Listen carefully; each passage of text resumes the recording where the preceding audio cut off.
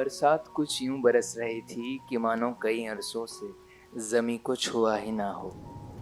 काले बादल और ठंडे हवा के झोंके उस बरसात को और भी हसीन बना रहे थे। मैं रेलवे स्टेशन में बैठकर अपनी ट्रेन का इंतज़ार कर रहा था और स्टेशन पर हो रहे सारे किस्सों को देख रहा था।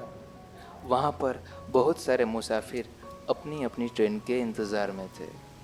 कोई बहुत खुश था कि वतन लौट के अपनी माँ से मिलूंगा, तो दूसरी ओर कोई अपनी माँ को छोड़कर कहीं दूर जा रहा था। चाय बेचने वाले भैया 2 वक्त की रोटी के लिए यहाँ से वहाँ ट्रेन में दौड़ रहे थे और कुछ यही सब किस्सों से पूरा प्लेटफॉर्म भरा हुआ था। और यही सब नज़ारों के बीच मेरी नज़र ट्रेन के इंतज़ार में खड़ी एक लड़की पर पड़ी। नीले रंग का सूट पहना था उसने और सफ़ेद छाता लिए खड़ी थी।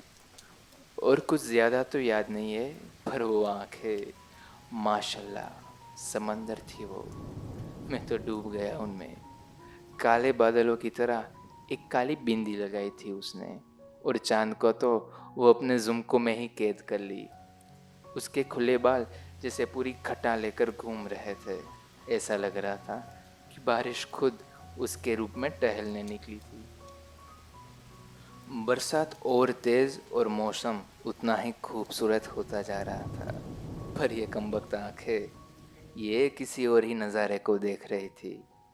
मैं तो अब सब भुला के सिर्फ उसी की ओर देख रहा था। कभी अपनी जुल्फ़ों को सहलाती तो कभी अपनी किताब में झांक लेती।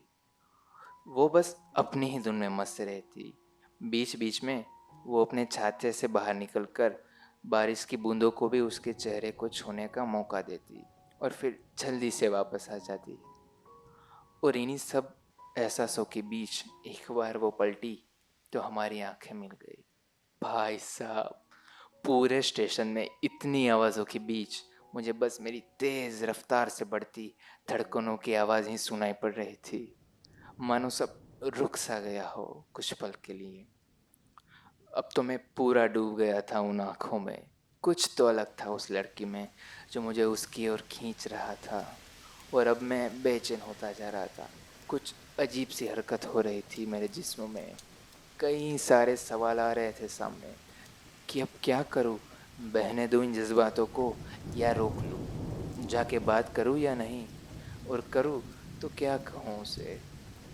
इन्हीं सब ख्यालों में मैं उलझा रहा कि उतनी देर में वो इस भीड़ में कहीं खो गई। मैं बस उसे ढूंढने के लिए खड़ा हुआ कि तभी एक ट्रेन मेरे सामने रुकी और मुझे पूजा की आवाज़ सुनाई दी।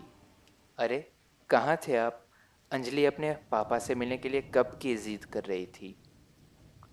और मैं एकदम से ठहर गया और हकीकत में वापस आ गया और धड़कनें फिर अपनी उसी रोज रफ्तार से धड़कने लगी।